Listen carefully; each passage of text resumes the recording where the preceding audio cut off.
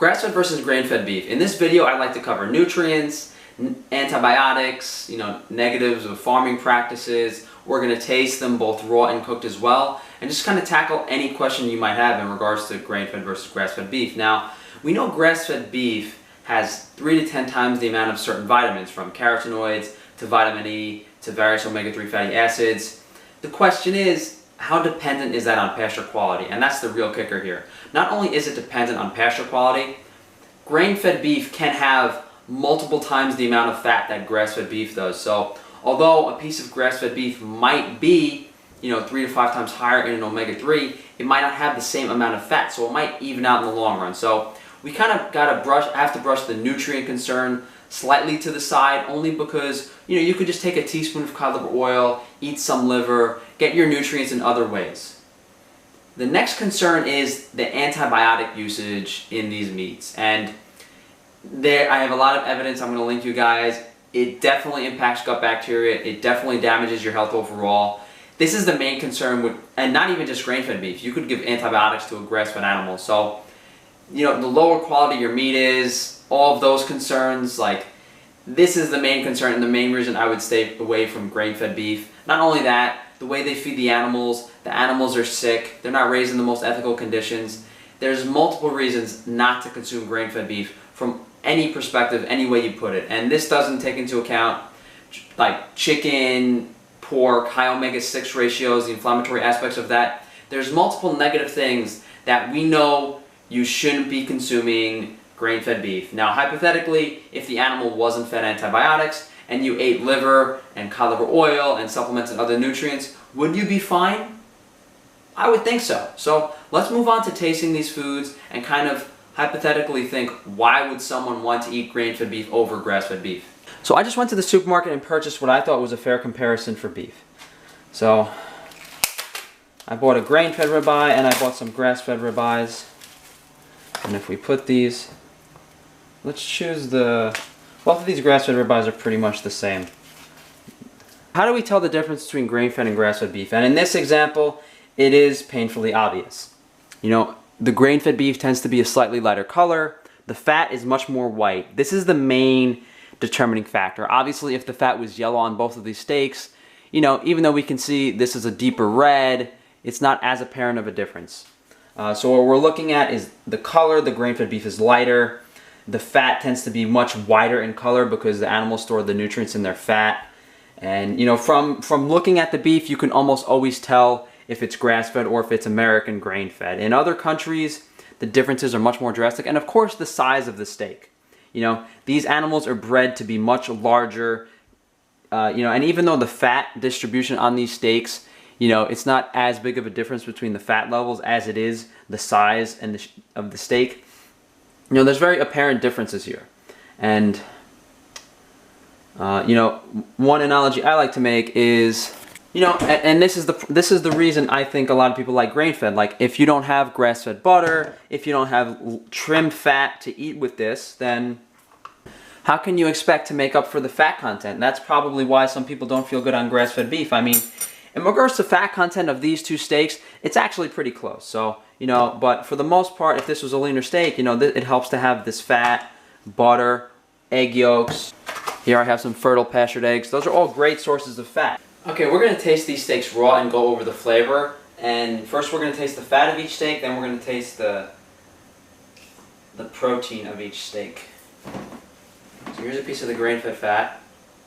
It's white, very hard when I squeeze it.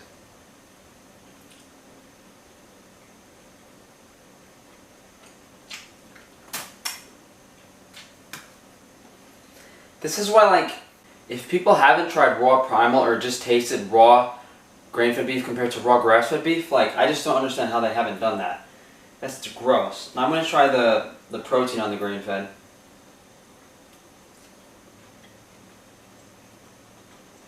It's not bad. It's tender, very lean. Has that grain-fed beef taste. It's not nearly as bad as the fat. Now I'm going to try the fat on the grass-fed steak.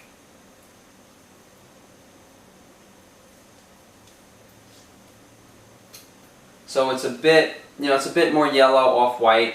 When I squeeze it, it's softer.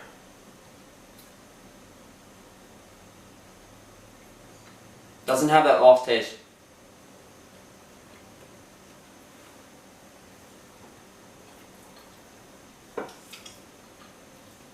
Now I'm going to taste the lean part of the grass-fed.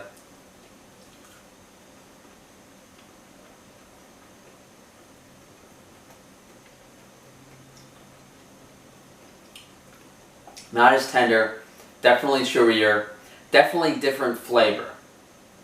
I personally like the grass-fed flavor more. This one doesn't really taste gamey or like grassy, but you know, guys, taste some raw grain-fed fat and then taste some raw grass-fed fat and tell me I'm crazy. Like, to me, what we'll see later is after I cook these steaks and taste them, you'll understand that the char flavor and the salt and everything covers up the negative taste of the grain-fed beef, because I can't even decipher those negative tastes after tasting, after cooking it and seasoning it and everything.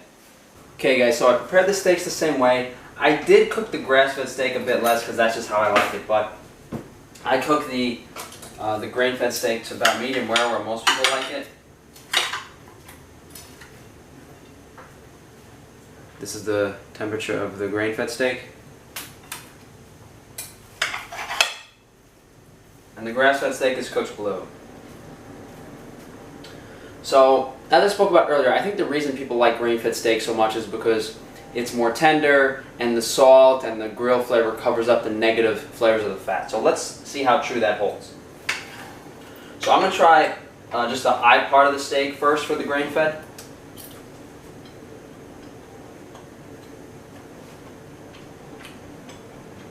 Now I'm going to try the spinalis part of the grain-fed steak, the more tender and more flavorful part.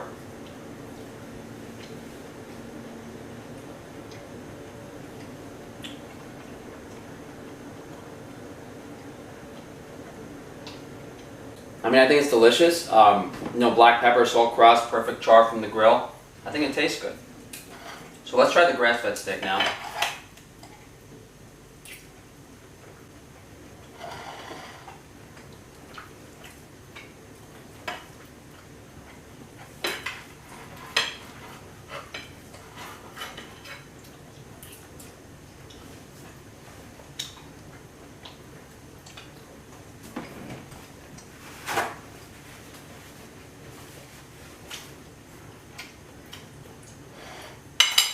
Okay.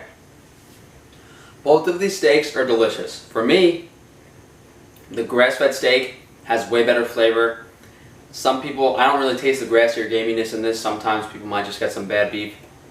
I will say, I think most people might actually like the grain-fed steak more because most of the time it has more fat. If this grass-fed steak didn't have almost as much fat, we might be having a different conversation. Also, the grain-fed steak is more tender. That's, I think, the main driving factor behind why people like grain-fed. Obviously, if you were eating this raw, you know, the grain-fed just has an off taste to it. So I think we can understand why people on the zero-carb carnivore diet enjoy eating grain-fed beef so much. I'm sure if they experimented with raw primal, I'm sure if they experimented with organ meats, they would understand the importance of quality and how the food tastes. Now, can you go to the supermarket and just sear grain-fed ribeyes? I think that's enjoyable and tasty, but I noticed that trying Shawn Baker's diet for 2 days, I was always hungry, I was bloated, I just felt like I couldn't fill up my stomach. Not to mention the negative antibiotic possibilities, you know, the lower nutrient content. So overall, I think we just need to summarize that, you know, regardless, the zero-carb carnivore diet will be healthier than all other diets because you remove inflammation. That being said, increasing the vitamin content of the diet drastically improves metabolic function, digestive health, removes other negative things. I think that's taking the real next step. And for anyone saying, oh, well, animals are meant to be fed grains, well, a crude soy feed made from corn and cornflakes and candy and all that BS, yes, if we had a high-quality, grain-finished, antibiotic-free cow, that's not what you're buying in the supermarket, guys. I hate to break it to you.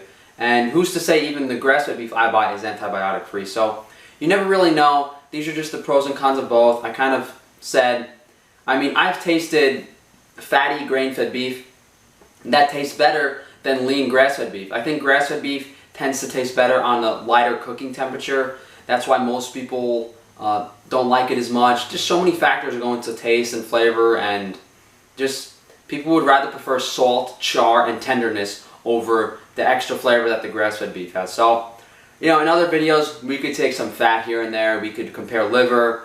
I might compare butter. I might compare egg yolks. But what's the point of really doing those things? Because they always taste better. I don't think anyone's going to argue that grass-fed butter tastes worse or things like that. If you guys like to support me, please just share the video. I'm going to put links for the nutrient content of grass-fed versus grain-fed, as well as the negatives of the antibiotics. And if you guys want to compare me to the other carnivores, if you guys want to say, oh, well, Sean Baker does this, Michaela Peterson does this, come on, please.